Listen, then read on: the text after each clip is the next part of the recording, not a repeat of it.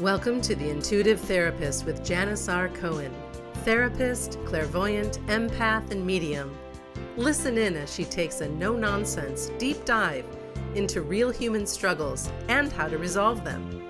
Janis will share channeled information from her spirit guide team, as well as angels and archangels, to help you master your emotional, physical, financial, and spiritual destiny. And now, Janis R. Cohen. Hey y'all, this is Janis Cohen, the Intuitive Therapist, here on the Intuitive Therapist Podcast. So glad to have y'all with me this week. And I wanted to tell y'all something so exciting. I have some new guests coming on the show. Some really, really unique and very, very special people that I feel like you're going to learn a lot from, some new topics. And also, I'm going to be introducing some new topics that hopefully will allow you to think differently, expand your mind, help you feel better about your life, and start to do things differently. So today, I want to talk about the energy of honesty. And when I talk about honesty with people sometimes, I think most people kind of maybe get a pit in their stomach. There are some of you who have no problem telling your truth in a way that not only comes from a place of peace, but is received well. But I think most people struggle with being honest because probably for a couple of reasons. One, you don't want to hurt the other person. Two, you kind of have some feelings behind your honesty. Maybe it's sadness or pain or anger. And then maybe even three, you don't know how they're going to receive it. And four, when they receive it, gosh, some people can really, really, really be defensive and have a hard time hearing it. So I want to talk about honesty. I want to talk about the energy of it. And I want you to think about this. If I asked you to help me understand, and this is where I really wish I could have some interaction, and maybe one of these days I'll do a live show where maybe I do some readings or where I do answer some questions from y'all to call in. But for now, let's pretend you and I are actually having a conversation. So when I mention the word honesty to you, what would you say the feelings are that come up for you? Do you kind of get a pit in your stomach and you want to feel you're like getting nauseous, like, oh God, the idea of being honest, it makes my skin curl because it means there's confrontation. Are you somebody who kind of tends to be fearless about that, not worried? Do you get anxious? Does it cause a great deal of uncertainty because you have to handle and manage what the other person does with it? Are you kind of scared? What feelings are evoked? It's a really interesting question, and I really want you to think about that. What does that really mean to you, being honest? And when I think about honesty, of course, I know for me, I have struggled a lot. I think in part because there is that impulsive piece of me that still, I really sometimes still have a hard time having a filter, so things will blurt out. But I've really worked on myself in the way that if I share something with somebody, I'm really, really clear about my intention. I'm really clear about what I want to share with them and for what purpose. And I have also worked very, very hard to make sure that purpose isn't self-serving. Because really, if we share a truth, if we're honest, it really is to better the world, better the person, and help. So when we think about honesty, there's also this piece called brutal honesty. I'll call it potent honesty. And really, you and I are the only people that know when we're being brutally honest with somebody.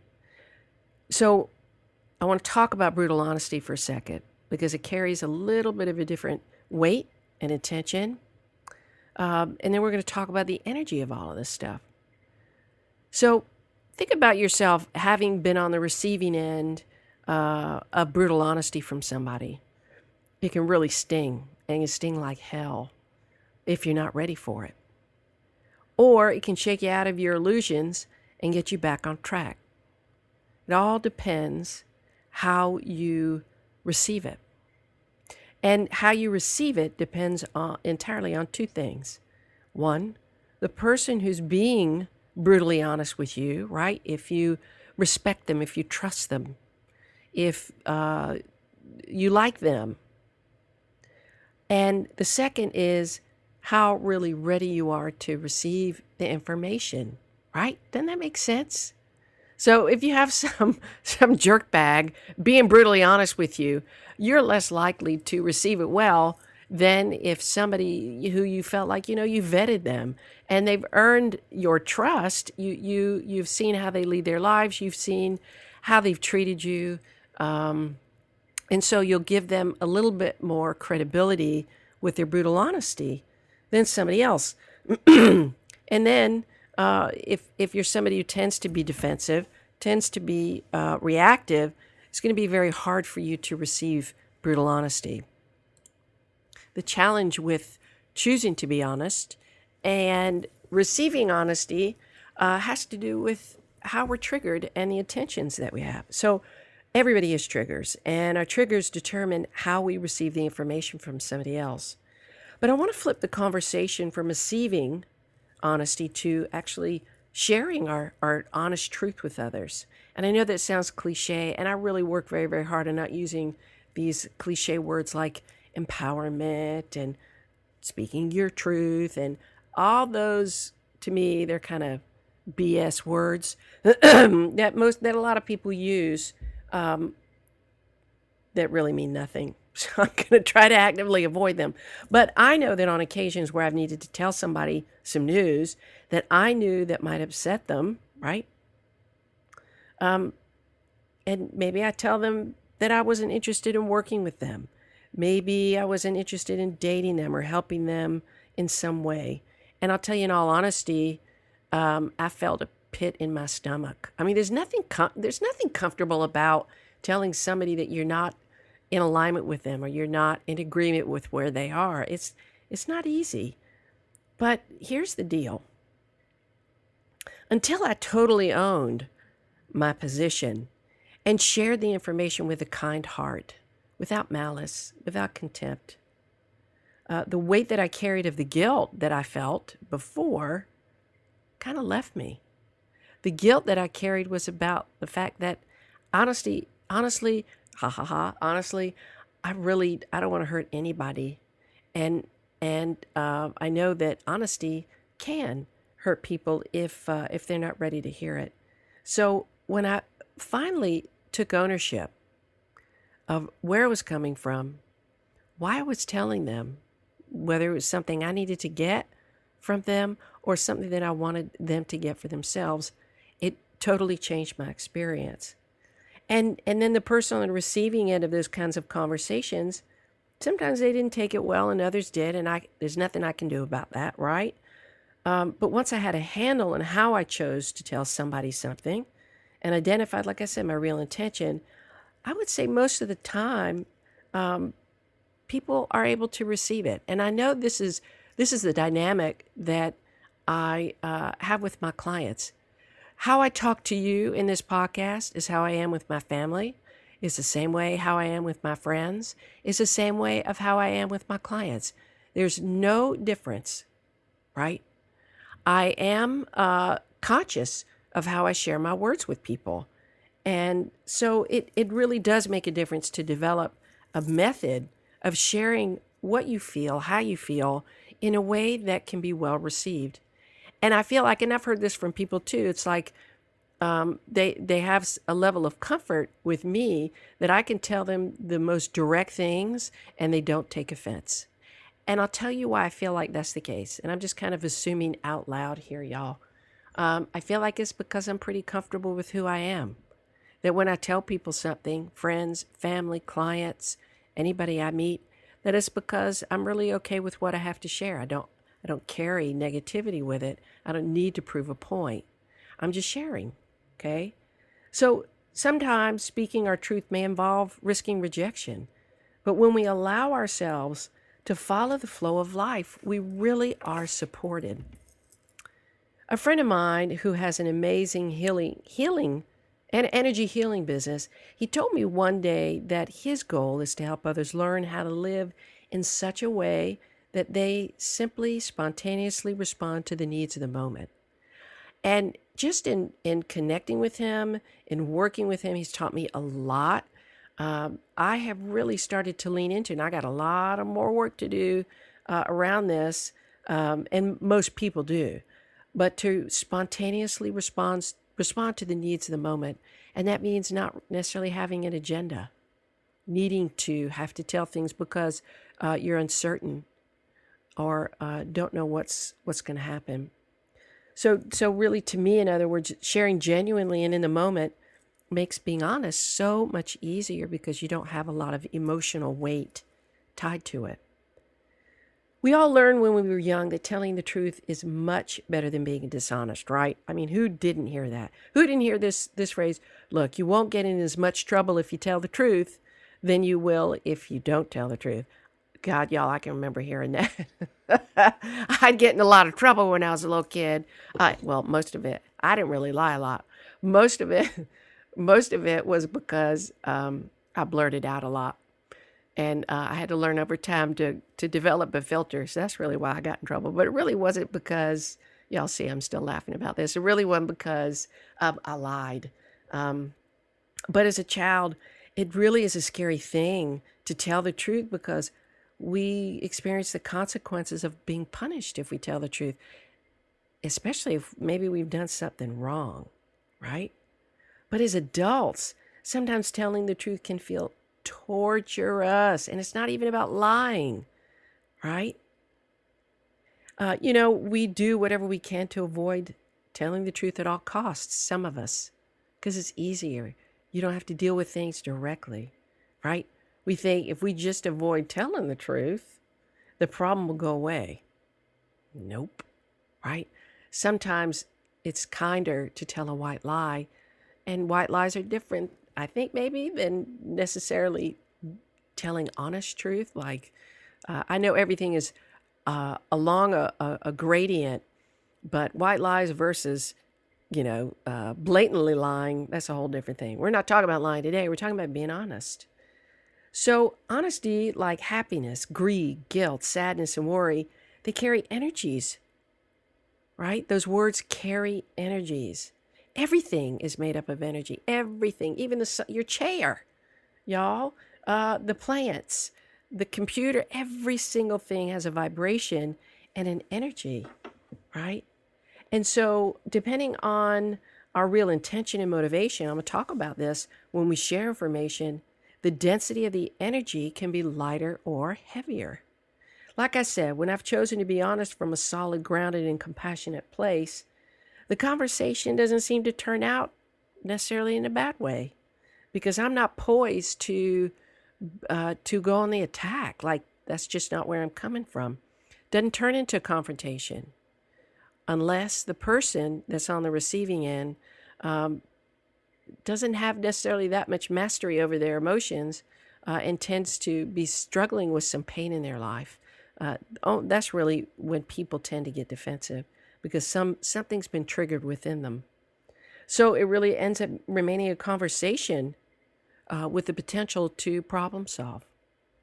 So how can you get better at being honest and having your honest energy be light instead of heavy? Here's some steps. The first, I want you to think about your intention when you offer the truth. This is going to be very, very important for you to think about these steps because my hope is that it will eliminate the stress that comes along with having honest conversation. And remember, the stress that comes along with it is people automatically assuming there's going to be a confrontation.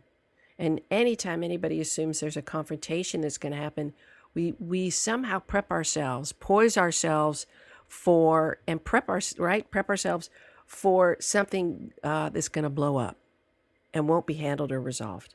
First step, think about your intention when you offer truth. We've all heard the saying that before we speak, we should ask ourselves if it's going to be helpful or hurtful to share the information. Well, that's kind of what I'm asking you to do here, y'all. Not only think about if what you're about to say is actually going to help the person, but I want you to also think about the way that you're going to tell them, the words that you use, the tone of voice that you use is going to kind of help clarify things with them about really what your intention is. And it could also signal that there's some fight that's about to happen that really could cause some damage. Tone of voice is huge, y'all.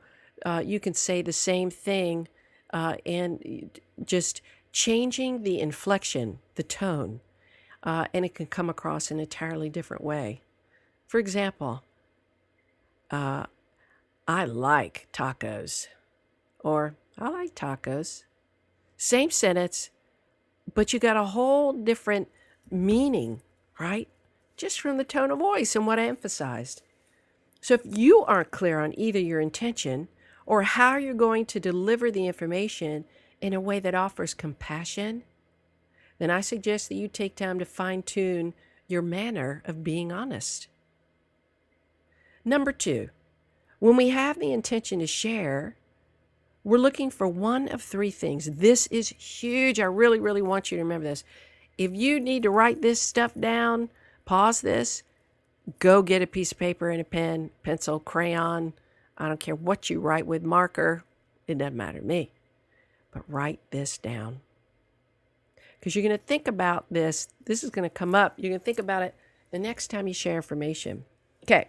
So when you share the truth, when you decide to share the truth, understand you're doing it because of one of 3 reasons. Could be 2 or 3 reasons. Okay. First, you might want an apology from the other person, or you want them to take ownership of their behavior. B, or 2, I don't know what numbers, letters I'm using, y'all.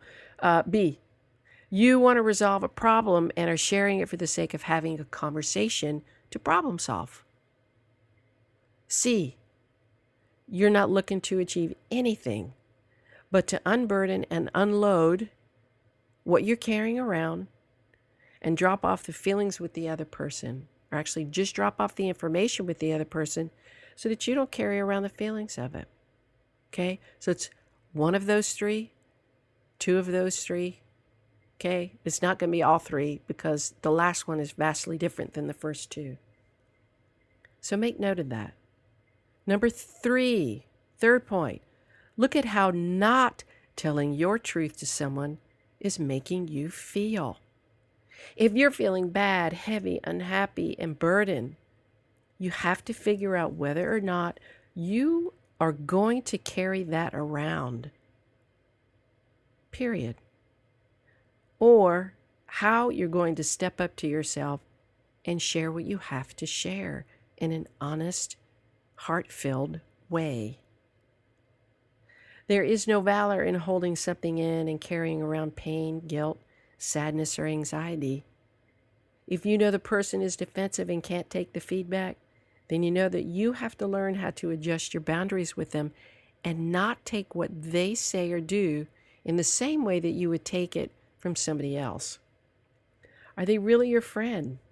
Can you trust them to hear what you have to say without them taking it to a detrimental place? If they aren't somebody who can handle what you have to say, even if you make it so damn sweet that you can get a cavity from it, then you're going to have to make peace with what you feel. And you're going to have to move forward. Sometimes we have to do that. Sometimes we do not get resolution, an apology. We get nowhere. And so you're always going to be left with what you feel. You can't dump that on anybody else because you choose how you feel. However, you can put the onus back on someone by saying, it hurt me when you said this, and I just need to let you know. That's what that would sound like. And they may disagree. They may say, I never said that. They may say, well, you shouldn't feel that way. All of that's irrelevant. When you share something like that, it really is just putting the onus of the behavior back on them. Then what you need to do is clean up your feelings from it. The energy of honesty is so powerful. Oftentimes, people aren't really ready to hear honest feedback from others, but you just might catch them at the right time.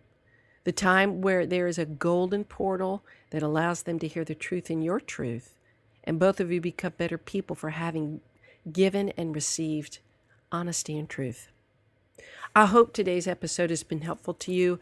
Y'all know the score. hop on over to iTunes, leave a rating and review under the comment section, the detail section. Also, if you haven't yet, go hop over to my website. There's an opt-in on the home page. The 3 forces that can change your life. This is really some really powerful information. So go ahead, click on that, enter your email. It'll also allow you to receive new information from me about updates, new programs, products, all of that, and the newsletter. So please do that. I hope this has been good for y'all. I wish you a blessed day, a wonderful week, and always live intuitively. Thanks for listening to The Intuitive Therapist with Janis R. Cohen. If you like what you heard, the best compliment you can give us is to share this podcast with a friend and subscribe, rate, and review at iTunes.